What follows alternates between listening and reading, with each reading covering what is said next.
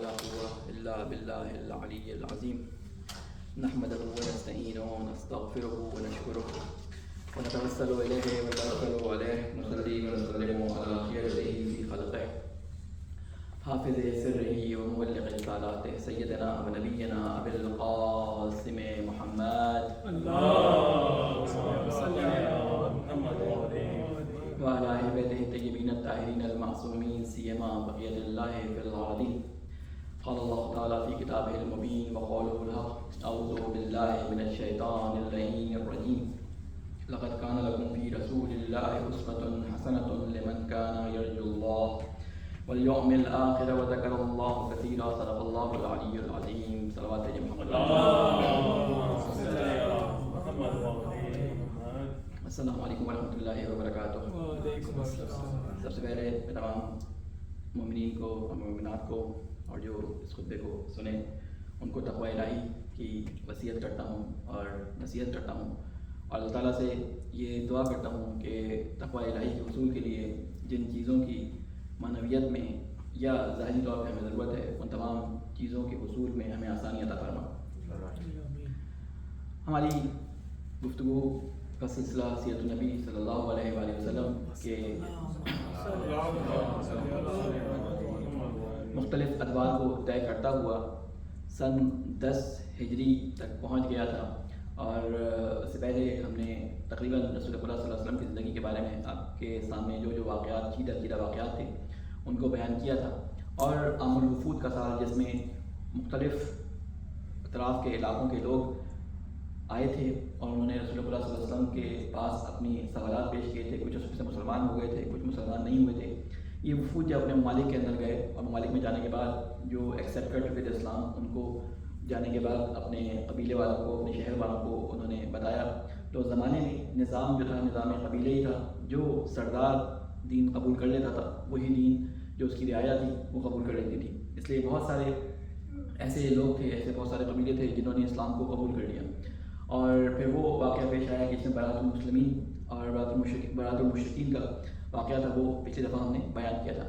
سال 10 ہجری جب شروع ہوا تو رسول خدا صلی اللہ علیہ وسلم نے ذی الحج کے مہینے کے اندر, اس میں بہت سارے واقعات ہیں لیکن میں ان واقعات کو جو ہے وہ کم کرتا ہوا مستقیماً رسول خدا صلی اللہ علیہ وسلم کے حج کی طرف آتا ہوں کہ اس میں سب سے اہم واقعہ جو ہوا وہ یہ تھا کہ 10 ذی الحجہ کو حج واجب ہونے کے بعد رسول خدا صلی اللہ علیہ وسلم نے حج کا ارادہ کیا. اور جب حج کا ارادہ کیا تو آپ نے تمام اپنے ان لوگوں کو جو آپ کے چاہنے والے مختلف اطراف میں رہتے تھے اور وہ لوگ جو ابھی تازہ مسلمان ہوئے تھے ان تک کے پیغام پہنچا دیا کہ میں اس سال حج کرنے کے لیے کعبۃ اللہ جو ہے وہ تشریف لے کے جا رہا ہوں, وہاں پہ حج کے مراسم ادا کروں گا اور جو ساتھ جانا چاہتا ہے وہ ساتھ آ جائے. یہ پیغام جسے کہتے ہیں جنگل میں آگ کی طرح یہ خبر پھیل گئی اور ہزاروں کے قریب وہ لوگ جو نئے مسلمان ہوئے تھے اور ہزاروں کے قریب وہ لوگ جو پرانے مسلمان ہو چکے تھے وہ تیار ہو گئے کہ رسول خدا صلی اللہ علیہ وسلم کے ساتھ حج پہ جائیں. کچھ لوگ بغداد سے, کچھ لوگ جو ہیں وہ عراق سے, کچھ لوگ یعنی عراق کے مختلف شہروں سے, کچھ لوگ شام سے اور بہت سارے لوگ اطراف میں قبیلے تھے یہ سب آئے. اور کچھ وہ قبائل جو مکہ کے اطراف میں تھے, یمن, طائف اور مختلف بنو نذیر وغیرہ, اور وہاں کے جتنے بھی لوگ مسلمان ہوئے تھے سارے کے سارے وہ حج پہ مکہ میں ملاقات کے لیے بے چین ہوئے کہ رسول خدا کے ساتھ وہ حج کریں گے. سوال یہ پیدا ہوتا تھا کہ رسول خدا کا یہ حج کیوں امپورٹنٹ تھا, کیوں اس کی اتنی زیادہ اہمیت تھی. کئی وجوہات علماء بیان کرتے ہیں, ان میں سے کچھ وجوہات جو میں آپ کے سامنے بیان کرنا چاہتا ہوں وہ یہ تھی کہ اللہ تعالیٰ نے جب دین کو اس دنیا کے اندر انبیاء علیہ السلام کے ذریعے بھیجا تھا تو وہ دین اللہ تعالیٰ کا ہمیشہ سے ایک ہی طرح کا دین تھا, ایک ہی دین تھا. اور اللہ نے مختلف انبیاء نے اس کو اپ گریڈ کیا تھا اور جو دین کے جو کام اور مناسک ادا کیے جاتے تھے ان مناسک میں جو تبدیلی ہو جاتی تھی نیا آنے والا نبی ان مناسک کی تبدیلیوں کو صحیح کروا دیتا تھا.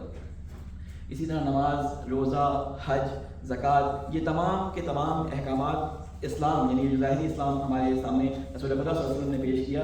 اس اسلام کے آنے سے پہلے یہ تمام کے تمام احکامات لوگوں کے اندر جو ادیان الہی کے ماننے والے تھے یہ تمام کے تمام احکامات رائج تھے لیکن ان میں تبدیلیاں آ چکی تھیں. ان میں سے ایک بہت بڑی تبدیلی جو ایک بہت عظیم عبادت میں جو زندگی میں سال میں اللہ تعالیٰ نے ایک ہی دفعہ فرض کی ہے اس عبادت میں یعنی حج کی عبادت میں بہت ساری تبدیلیاں آ گئی تھیں. یہ لوگ تمام کے تمام حج کیا کرتے تھے لیکن حج میں اب ان کا کیا ہو گیا تھا، یہ تالیاں بجا کے جو ہے وہ جسے آپ لبیک اللہم لبیک کہہ کے جو ہے وہ وہاں پہ جا کے اللہ تعالیٰ سے مخاطب ہوتے ہیں، تو یہ لوگ تالیاں اور سیٹیاں بجا کر مخاطب ہوا کرتے تھے. یہ بھی کچھ پڑھا کرتے تھے لیکن وہ دین ابراہیمی کی تعلیمات کے مطابق نہیں ہوتا تھا. یہ طواف کرتے تھے لیکن ان کا طواف برہنہ ہوتا تھا. اس کی وجوہات میں نے آپ کے سامنے بیان کی تھی کہ کیوں برہنہ طواف کیا کرتے تھے، کیونکہ قریش کا جو قبیلہ تھا انہوں نے ایک شرط رکھی تھی کہ وہ خاص کپڑا جو قریش بناتے ہیں اسی میں جو ہے طواف ہو سکتا تھا. تو جو لوگ آتے تھے جن کے پاس لباس ہوتے تھے تو وہ کچھ پیسے والے ہوتے تھے تو وہ طواف سے کے لیے وہ کپڑا خرید لیتے تھے، کچھ جو پیسے والے نہیں ہوتے تھے تو وہ طواف کا کپڑا ان سے نہیں لے پاتے تھے تو وہ برہنہ طواف کیا کرتے تھے. تو یہ بہت ساری خرافات، بہت ساری یہ 2-3 خرافات آپ کے سامنے ہیں. اس کے علاوہ بہت ساری خرافات جو ہیں حج کی رسومات میں شامل ہو چکی تھی جو کہ حج کا حصہ نہیں تھی، لوگوں کی اپنی بنائی ہوئی تھی. رسول خدا صلی اللہ علیہ وسلم کا یہ حج اس لیے امپورٹنٹ تھا کہ اس میں رسول خدا نے اعلان بھی کیا بعد میں کہ جس طرح میں حج کر رہا ہوں اس طرح حج کو دیکھ لو، کس طرح سے اس کے مناسک ادا کیے جاتے ہیں. ایک اور بری رسم جو خود قریش میں، خود جو یہاں مکہ کے رہنے والوں میں تھی وہ یہ تھی کہ یہ لوگ عرفات نہیں جایا کرتے تھے اور یہ جب جاتے تھے تو یہ مینا میں رہتے تھے اور وہیں پہ قیام کر کے واپس آ جاتے تھے.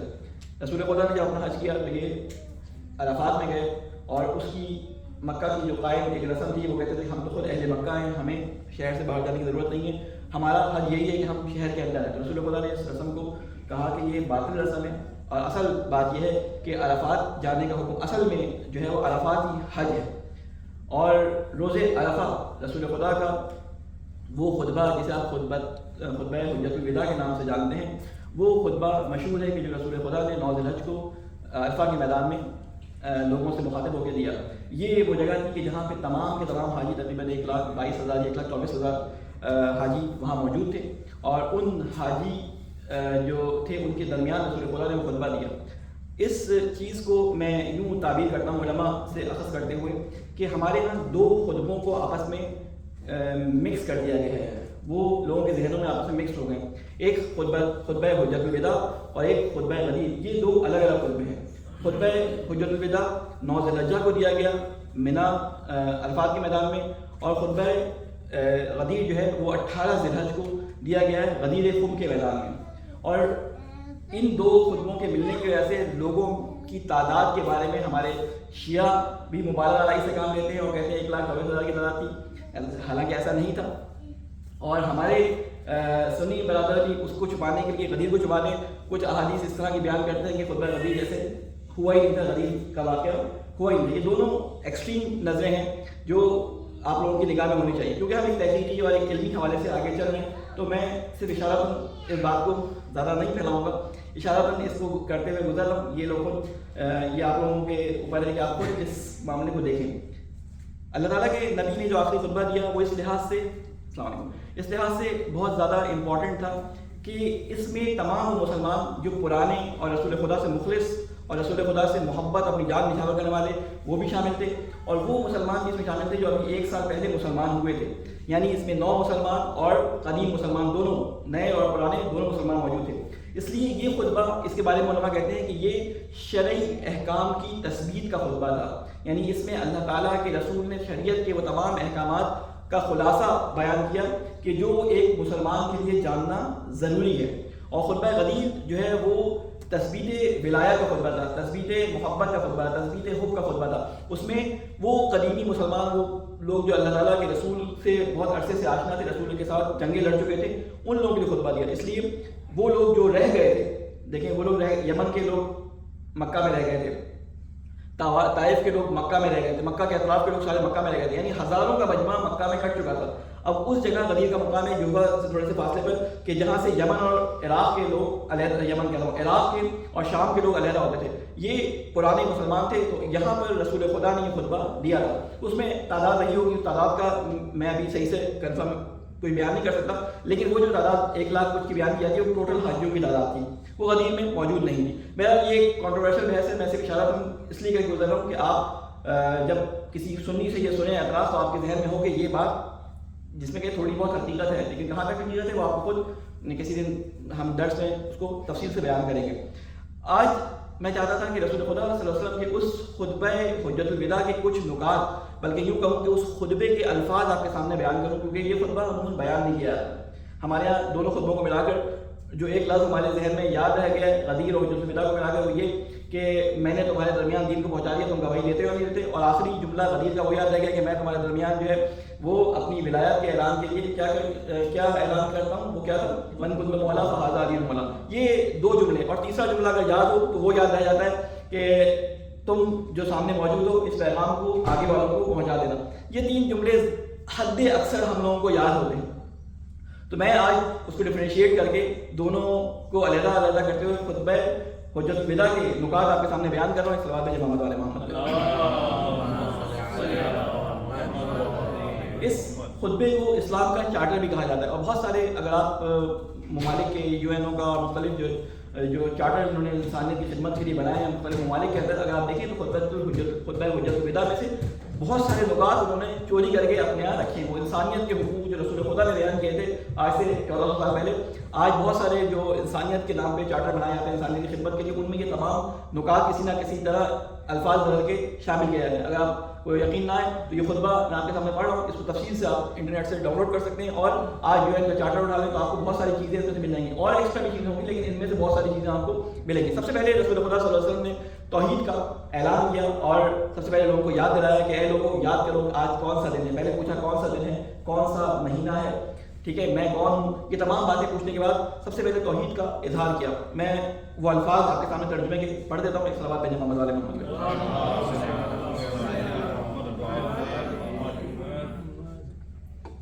رسول خدا فرماتے ہیں کہ اللہ کے سوا کوئی معبود نہیں، وہ یکتا ہے، کوئی اس کا ہم ساجی نہیں، کوئی اس کا جو ہے وہ شریک نہیں.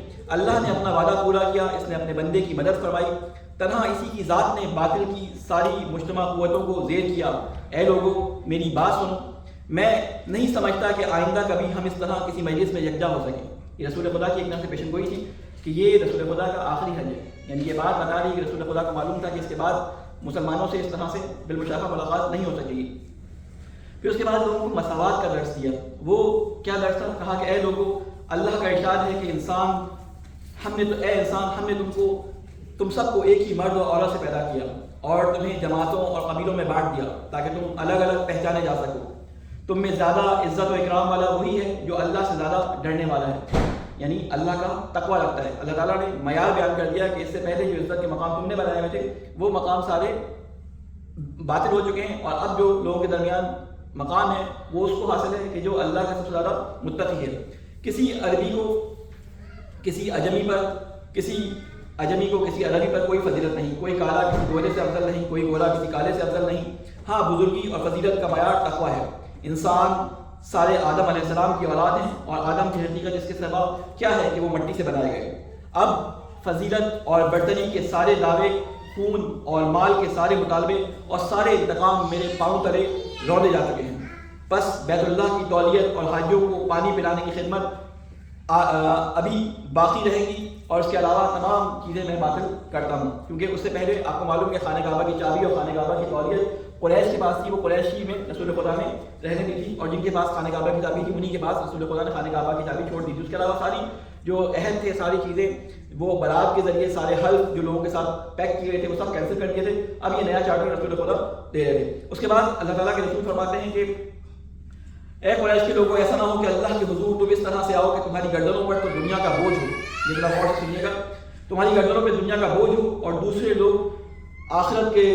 دوسرے لوگ سامان آخرت لے کر پہنچ جائیں. یعنی اے مسلمانوں ایسا نہ ہو کہ وہ کام جو میں نے تمہیں کرنے کے لیے کہیں دوسرے لوگ اس کو انجام دیں جو میری ملت سے بھی نہیں ہے، اور تم قیامت کے دن موجود ہو، تم نے وہ کام انجام نہ دیے ہوں اور دوسرے وہ کام لے کر قیامت کے دن پہنچ جائے. اگر ایسا ہوا تو میں اللہ کے سامنے تمہارے کچھ کام نہ آ سکوں گا، یعنی میں وہاں پہ تمہاری شفاعت نہیں کر سکوں گا. عفو درگزر کے بارے میں رسول خدا فرماتے ہیں کہ دیکھو دور جاہلیت کا سب کچھ میں نے اپنے پیروں تلے رون دیا. زمانے جاہلیت کے خون کے سارے انتقام میں نے کل علم یعنی باطل کر دیے. اگر کسی کی گردن پہ کسی کا خون ہے تو آج میں سارے خون معاف کرتا ہوں، اور سب سے پہلے جس خون کو میں معاف کرتا ہوں وہ خون کس کا ہے؟ وہ اپنے خاندان میں ربیعہ بن حارث کے بیٹے کا قتل ہے. بنی حذیل کے قبیلے نے ربیعہ بن حارث کے چھوٹے سے بچے کو قتل کر دیا تھا. قریش کے رسول خدا کا 6000 بھائی تھا، اس کے بیٹے کو بنو حذیل کے لوگوں نے قتل کر دیا تھا. یعنی اس قتل کا بدلہ باقی تھا. تو کہا کہ سب سے پہلا قتل جو میں معاف کرتا ہوں وہ ربیعہ بن حارث کے دودھ پیٹے بیٹے کا خون ہے جو 2 قبیلوں کے درمیان تھا، اس کو میں معاف کرتا ہوں. اس کے بعد آپ فرماتے ہیں کہ دور جاہلیت کا سود اب کوئی حیثیت نہیں رکھتا. وہ ربا، وہ سود جو لوگوں کے درمیان موجود تھا، سب سے زیادہ اس وقت جو کاروبار کر رہے تھے قریش کے لوگ تھے جو لوگوں کو پیسہ دیتے تھے. ان میں رسول خدا کے چچا حضرت عباس شامل تھے. ان کا بہت پیسہ لوگوں کے پاس تھا جس کا بہت سارا سود آ رہا تھا. تو رسول خدا نے سب سے پہلے اپنے خاندان سے شروع کیا اور کیا کہا؟ فرماتے ہیں کہ پہلا سود جسے میں چھوڑتا ہوں عباس بن عبد المطلب کے خاندان کا سود ہے. اب یہ ختم ہو گیا، کسی کو اس خاندان کا سود نہیں دینا. پھر اس کے بعد فرماتے ہیں کہ لوگوں تمہاری جان، مال اور عزتیں ہمیشہ کے لیے ایک دوسرے پر قتل حرام کر دی گئی ہیں. پھر فرماتے ہیں کہ ان چیزوں کی اہمیت ایسی ہے جیسے تمہارے اس دین کی کسی اور دین پر. اس طرح ماہ مبارک ذوالحجہ خاص طور پہ اس شہر میں تم سب مہینوں میں سب سے بڑھتر مہینہ یہ مہینہ ہے، اور خاص طور پر اس شہر میں یعنی مکہ میں یہ سب سے بڑھتر شہر ہے. تم سب اللہ کے حضور پیش ہو گئے اور وہ تم سے تمہارے اعمال کی بابت باز پرس فرمائے گا. اس کے بعد خواتین کے حقوق کے بارے میں رسول خدا نے، کیونکہ جن چیزوں کے بارے میں معلوم تھا کہ ان کو پامال کیا جائے گا، رسول خدا نے ان چیزہ نقطوں کو بیان کر دیا. فرماتے ہیں دیکھو عورتوں کے لیے جائز نہیں کہ وہ اپنے شوہر کا مال کسی کی اجازت کے بغیر کسی کو دے. یقیناً تمہارے اوپر تمہاری عورتوں کے کچھ حقوق ہیں، اسی طرح ان پر تمہارے حقوق واجب ہیں. اور پھر اس کے بعد تفصیل سے اس کے ذیل میں اور حقوق بتایا کہ کیا دونوں کے ایک دوسرے کے حقوق ہیں.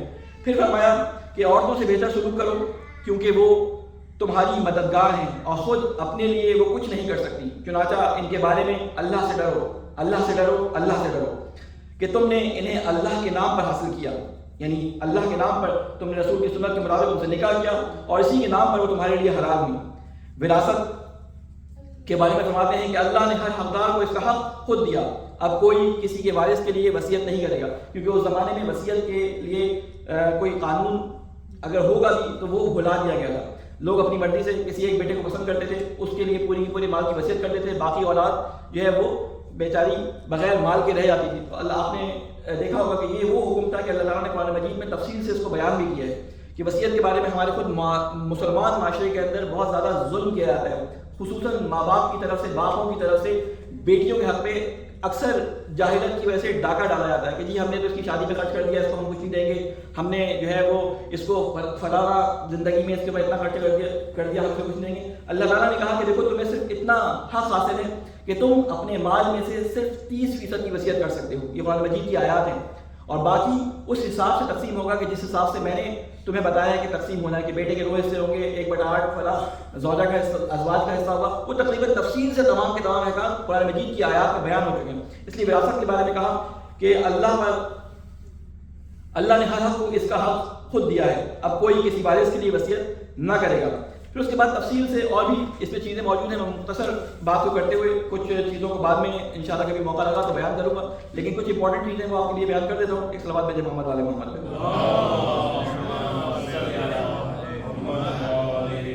یہ اسی لیے میں آپ کے لیے بیان کر رہا ہوں کہ دیکھیں یہ خطبے ہمیں تو اب تک توفیق نہیں ہو پائی تھی بہت عرصے تک کہ ہم اس کو پڑھ پائیں. صرف مجالس میں اور درسوں میں ان کی کچھ جملات سنے تھے.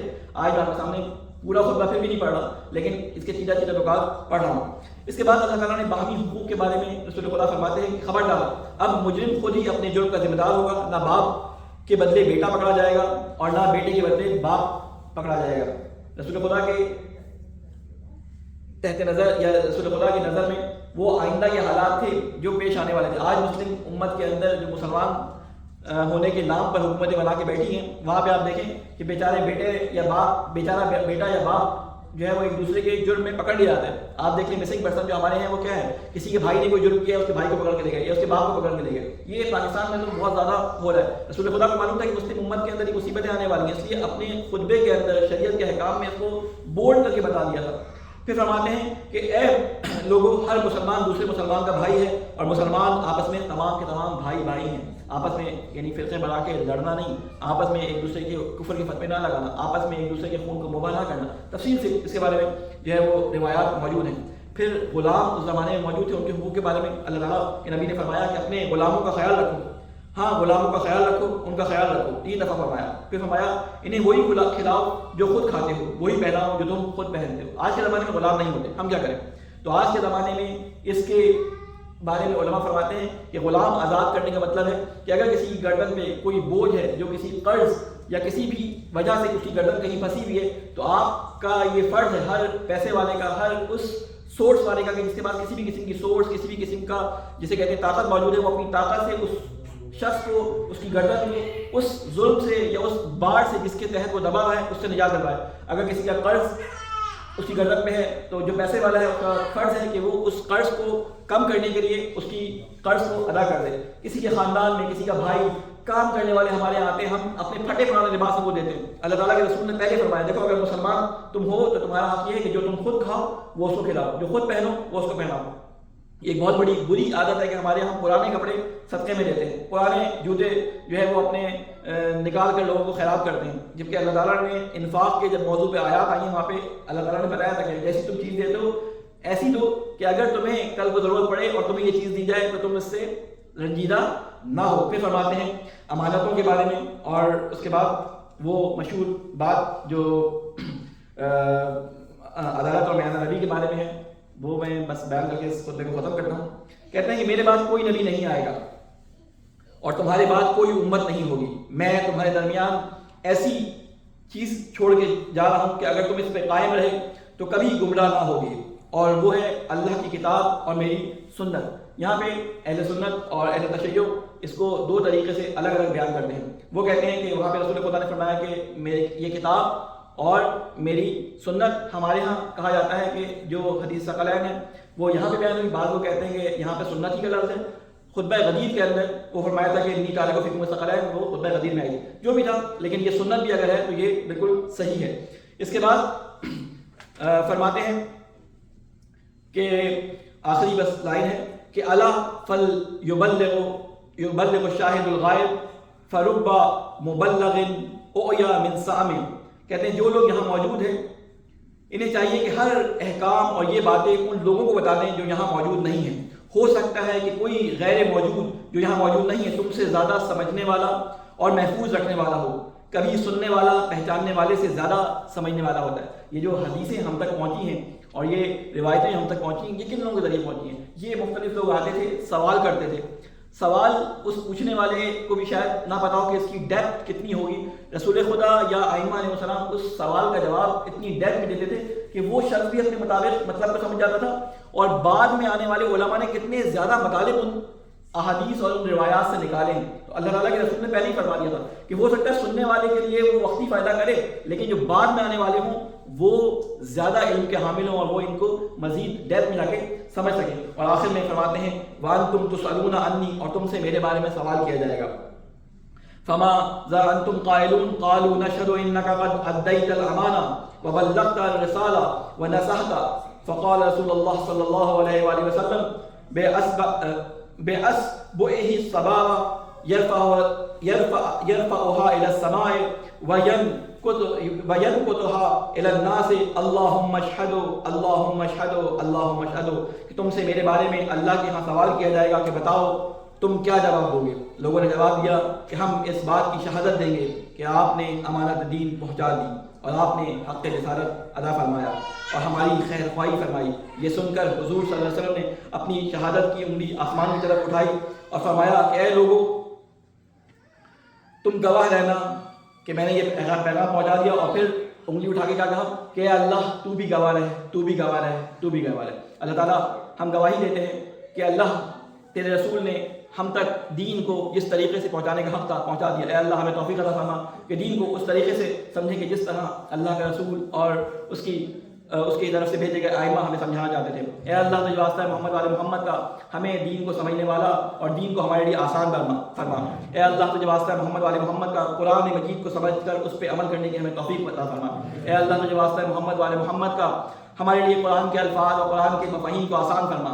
اے اللہ دنیا میں جہاں جہاں مظلوموں پر ظلم ہو رہا ہے، خصوصاً غزہ، فلسطین، غزہ، یمن اور مختلف ممالک کے اندر، ہندوستان کے اندر، ہمارے پارا چنار کے اندر، جہاں جہاں مومنین پہ ظلم ہو رہا ہے، اے اللہ مظلوموں کی حمایت فرما۔ اے اللہ ظالموں کو نیست و نابود فرما۔ اے اللہ تجھے واسطہ ہے محمد والے محمد کا ہمارے امام کی حفاظت فرما، ہمیں ان کے اعوان و انصار میں شامل فرما۔ ربنا تقبل منا انك انت السميع العليم برحمتك يا ارحم الراحمين۔ اللهم بسم الله الرحمن الرحيم انا اعطيناك الكوثر وصل لربك وانحر ان شانئك هو الابتر۔ اللهم صل على محمد اللهم صل على محمد اللهم صل على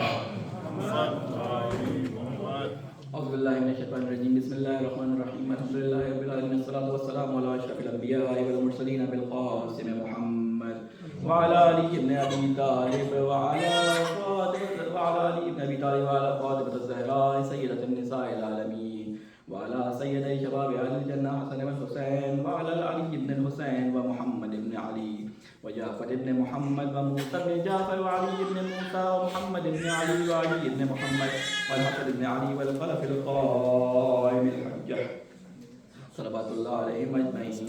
اللهم اغفر للمؤمنين والمؤمنات والمسلمين والمسلمات الأحياء منهم والأموات تاب بيننا وبينهم بالخيرات إنك مجيب الدعوات إنك على كل شيء قدير.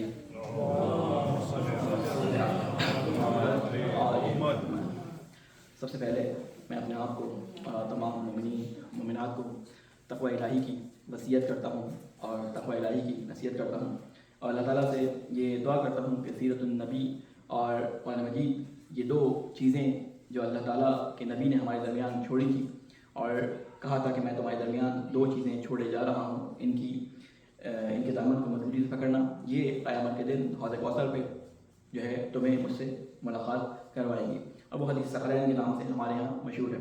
اللہ تعالیٰ سے دعا ہے کہ اے اللہ ہمیں ان دونوں منابع کو جو اللہ تعالیٰ کے رسول نے ہمارے لیے چھوڑے، ان دو بنیادوں کو جو اللہ کے رسول نے ہمارے دین کی بنیاد قرار دیے، ان بنیادوں پہ اپنے دین کو استوار کرنے کی توفیق عطا فرمائے۔ یہ ہفتہ جو گزرا ہے اس میں بہت ساری مناسبات میں سے ایک سب سے بڑی مناسبت امام حسن عسکری علیہ السلام کی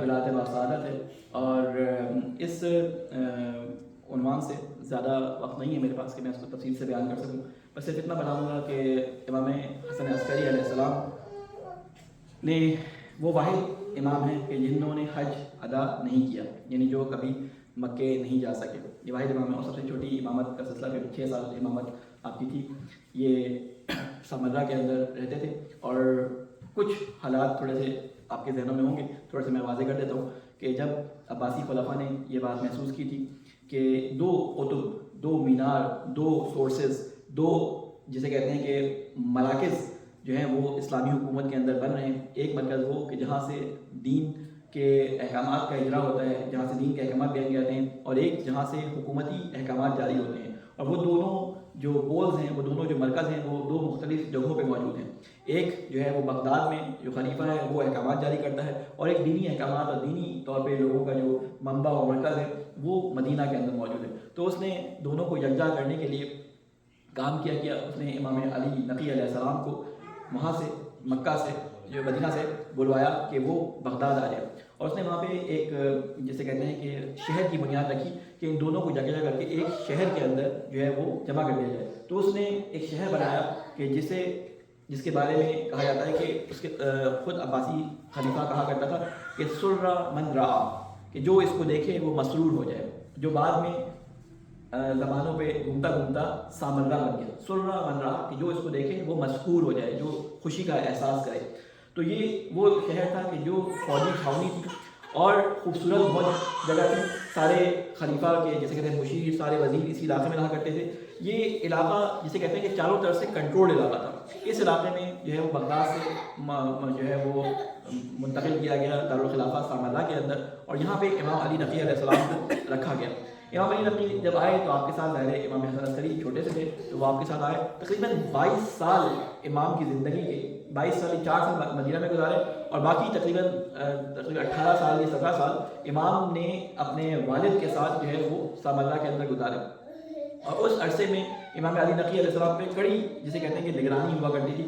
تو وہ مشہور حدیث جو امام حسن عسکری علیہ السلام سے ہمیں ملتی ہے کہ جو اربعین کے موقع پہ عموماً میں بھی پڑھتا ہوں اور علماء بھی پڑھتے ہیں کہ امام نے فرمایا کہ مومن کی 4 یا 5 نشانیاں ہیں، ان میں سے کیا ہیں کہ وہ اونچی آواز میں بسم اللہ پڑھتا ہے، خاک پہ سجدہ کرتا ہے، وہ 51 رکعت نماز پڑھتا ہے یا 52 رکعت نماز پڑھتا ہے، اور ایک اور نشانی کیا بتائی جاتی تھی؟ ہاتھ میں انگوٹھی پہنتا ہے۔ دیکھیں بعض دفعہ ہوتا ہے کہ لفظی ترجمے کی وجہ سے جو ہے وہ ہمارے ذہنوں میں وہ ایک خاص رسم رائج ہو جاتی ہے۔ اس زمانے میں یعنی علماء یہ بیان کرتے ہیں، میری تو ایسی ضرورت نہیں ہے کہ میں اس کو بیان کر سکوں۔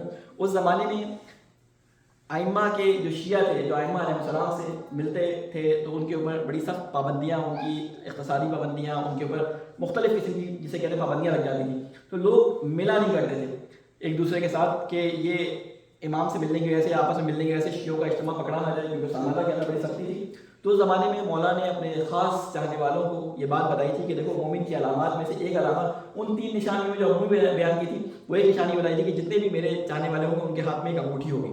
تو وہ نشانی آج تک ہمارے مومنین اس کو امام کے جیسے کہتے ہیں اس حدیث کی بنیاد پہ اپنے ہاتھوں میں انگوٹھیاں پہنتے ہیں. یہ اصل میں ایک سر تھا، ایک راز تھا کہ جو مومنین ایک دوسرے کو پہچاننے کے لیے اس زمانے میں استعمال کیا کرتے تھے. بہرحال 51 اور 52 رکعت کے بارے میں بھی ہے کہ بعض لوگ کہتے ہیں 52 رکعت، بعض لوگ 51 رکعت. اصل میں وہ عشاء کے اندر جو 2 سنت نمازیں پڑھی جاتی ہیں تو علماء کہتے ہیں کہ بیٹھ کر جو نماز پڑھی جاتی ہے وہ 1 رکعت ہے، تو اس لیے 51 رکعت کہا جاتا ہے. بعض لوگ کہتے ہیں 2 رکعتیں پڑھی جاتی ہیں تو 52 رکعت، تو اس سے کوئی فرق نہیں پڑتا. نشانی مومن کی ہے کہ وہ سنت اور نوافل کو ادا کرے. اصل لوگ پھنس جاتے ہیں اطالات کی بحث میں. اصل چیز وہاں پہ کیا تھی کہ لوگ سنتوں کو ادا کریں. بہرحال یہ امام حسن عسکری علیہ السلام کے بارے میں تفصیلات انشاءاللہ میلاد اور جو اس طرح کی محفل ہوں گی ان میں تفصیل سے آپ کو معلوم ہوں گے. ایک اور چیز جو آپ کو میں آج بیان کرنا چاہتا تھا، بس کو بیان کر کے ختم کروں، کہ سورہ بنی اسرائیل کے اندر آیت نمبر 62 میں ایک بات کو بیان کیا گیا. اور بات کیا ہے؟ وہ بات یہ ہے کہ اللہ تعالیٰ نے جب آدم علیہ السلام کو سجدہ کرنے کے لیے شیطان کو کہا تو شیطان نے وہاں منع کر دیا، اور اس کی وجہ سے وہ سارا واقعہ آپ کے ذہن میں ہے کہ اللہ تعالیٰ نے کہا کہ دونوں یہاں سے نکل جاؤ. شیطان کو کہا نکل جا، تو رجیم ہو گیا. اور پھر اس کے بعد جب آدم کی توبہ قبول ہو گئی تو اس کے بعد کہا کہ اہبط یعنی تم لوگ نکلو یہاں سے، یعنی اب جنت میں تمہاری جگہ نہیں ہے، تمہیں دنیا میں رہنا ہے. خلیفہ آدم کو دنیا ہی کے لیے بنایا تھا. تو اس وقت اللہ تعالیٰ کے سامنے شیطان نے قسم کھائی تھی. بہت ساری قسموں میں سے ایک قسم یہ کھائی تھی، اور وہ قسم کیا تھی وہ ہمیں آج کے معاشرے میں نظر آتی ہے. آج کے معاشرے میں اگر آپ نگاہ ڈالیں تو آپ کو شیطان کی اس قسم کا مصداق نظر آ جاتا ہے. اس نے کہا تھا لَأَحْتَنِّكَنَّ ذُرِّيَّتَهُ، کہ اے اللہ تو نے تو آج مجھے سب کے سامنے رسوا کر دیا. یہ اپنے الفاظ میں بیان کر رہا ہوں، تو نے تو مجھے آج سب کے سامنے رسوا کر دیا. آدم اس وقت فرشتوں کے جربٹ میں تھے، آدم کے ساتھ تیری بیک پہ یعنی تم سامنے سب سے سجدے کا والا تھا. آدم اس وقت مضبوط پوزیشن میں تھے، میں اس وقت کچھ نہیں کر سکا. تو نے مجھے یہاں اپنے دربار سے نکال دیا. لیکن اب جا رہے ہیں دنیا کے لیے تم نے اس کو خلیفہ بنایا. دنیا میں بھی ہوں گا، آدم بھی ہوگا، وہاں پھر فرشتے نہیں ہوں گے اس کی مدد کے لیے، ایسی ظاہری طور پہ کرنے کے لیے. تو اب وہاں پہ اس جملے کو نقل کیا گیا کیا لَأَحْتَنِّكَنَّ، کہ یقیناً قسم کھا کے بولتا جاتا کہ اب میں اس کی اولاد کا گلا دباؤں گا، اب میں اس کی اولاد کا گلا دباؤں گا. یعنی آپ شیطان کا وہ جملہ جو اس نے شیطان کا جملہ اللہ تعالیٰ نے قرآن مجید میں نقل کیا ہے، وہ جملہ یہ تھا کہ تو نے اس کو مجھ پہ برتری دی، اب میں اس کی اولاد کو قتل کروں گا، اس کی اولاد کا گلا دباؤں گا. اور آج آپ دیکھ لیں دنیا میں کہ جہاں جہاں بنی آدم کا گلا دبایا جا رہا ہے، یقیناً وہ ظالم لوگ جو شیطان کے پیروکار ہیں وہ یہ نہیں دیکھتے کہ کون کتنا مظلوم ہے، کس پہ جو ہے وہ کیا ظلم ہوا ہے. وہ کہتے ہیں کہ ہمارے علاوہ سب کے سب کیا ہے، جینٹائل ہے. میں نے پچھلے خطبے میں کیا تھا. آج کل کے زمانے میں آپ اگر اس کو تدبیر کر کے دیکھیں تو غزہ کے اندر جو کچھ ہو رہا ہے، غزہ کے اندر مسلمانوں کے ساتھ جو کچھ ہو رہا ہے وہ کیا ہو رہا ہے کہ ان کی مظلومیت کے باوجود ان کو ایک ایسی جیل میں رکھا گیا ہے کہ جہاں پہ کھانا پانی بجلی سب ان کے اوپر جو ہے وہ کاٹ دی گئی ہے، ان کو دوائیاں نہیں پہنچانے دی جا رہی. اور مضحکہ خیز حد تک ان کے اگر آپ بیانات سنیں کہ جی 100 ٹرک یا 1000 ٹرک جو ہے ان کی غزہ کے لیے ہم پہنچائیں گے. تو آپ تقسیم کریں تو میرا خیال ہے کہ اتنے لاکھوں لوگوں کے لیے ایک کھجور بھی ان کی شاید قسمت میں یا 2 کھجوریں ان کی قسمت میں آئے، یعنی 10 گرام یا 20 گرام کھانا لوگوں کی قسمت میں آئے جتنا وہ کھانا بھیج رہے ہیں، وہ بھی ابھی تک پہنچا نہیں ہے. تو آپ دیکھیں کہ کیا کہ لوگوں کی مظلومیت کے باوجود لوگوں پہ ظلم کیا جا رہا ہے. وہ شیطان کے پیروکار کہ جن کے سردار نے، جن کے آقا نے، جن کے امام نے یہ قسم کھائی تھی کہ میں ذریت آدم کو جو ہے وہ گلا دباؤں گا. تو آج آپ دیکھ لیں کہ جب انسان کا دشمن، جب نبی کا دشمن، جب امام کا دشمن اپنے سامنے والے مقابل سے بدلہ نہیں لے پایا تو اس نے کہا کہ میں اس کی اولاد سے بدلہ لوں گا. اور رسول خدا کے ساتھ بھی یہ ہوا. رسول خدا کو بظاہر قتل نہ کر سکے لیکن ان کی اولاد کے ساتھ شیطان کی دشمنی جاری رہی، اور ان کی اولاد کو کہیں کربلا کے میدان میں، کہیں مشہد کے اندر اور کہیں سامرہ میں مختلف طریقوں سے قتل کر دیا گیا. اور آج اسی شیطان کے چاہنے والے، اسی شیطان کے فالوورز مختلف جگہ بنی آدم کو بے دردی کے ساتھ قتل کریں. اے اللہ تجھے واسطہ ہے محمد والے محمد کا، ان شیطان دشمن اور ان شیطان صفت لوگوں سے جو شیطان کے ماننے والے ہیں ہم برات کا اعلان کرتے ہیں، اور ہم تجھ سے دعا کرتے ہیں کہ اے اللہ ہمیں شیطان کے ہتھ کنڈوں سے محفوظ فرما. اے اللہ مسلمانوں کو عقل و شعور عطا فرما. اے اللہ مسلمانوں میں وہ غیرت علمی اور غیرت دینی دونوں جو ہے وہ ان کو حاصل کرنے کی توفیق عطا فرما کہ جس کے ذریعے وہ دشمن کے مقابلے میں ڈٹ کے کھڑے ہو سکیں. اے اللہ تجھ واسطہ ہے محمد والے محمد کا ہمارے گناہ صغیرہ اور کبیرہ کو معاف فرما. اے اللہ ہمیں ہر میدان میں آگے بڑھنے کی توفیق عطا فرما. اے اللہ تجھ واسطہ ہے محمد والے محمد کا ہمارے دلوں کو اپنے دین، اپنے اسلام، اپنے قرآن کے علوم سے منور فرما. اے اللہ علماء کرام کا سایہ ہمارے سروں پہ قائم فرما. اے اللہ ہمارے امام کی حفاظت فرما، ہمیں ان کے اصحاب و اعوان میں شامل فرما. ربنا تقبل منا انک انت السمیع العلیم برحمتک یا ارحم الراحمین. بسم اللہ الرحمن الرحیم. قل هو اللہ احد اللہ الصمد لم یلد ولم یولد ولم یکن له کفوا احد. صدق اللہ العظیم.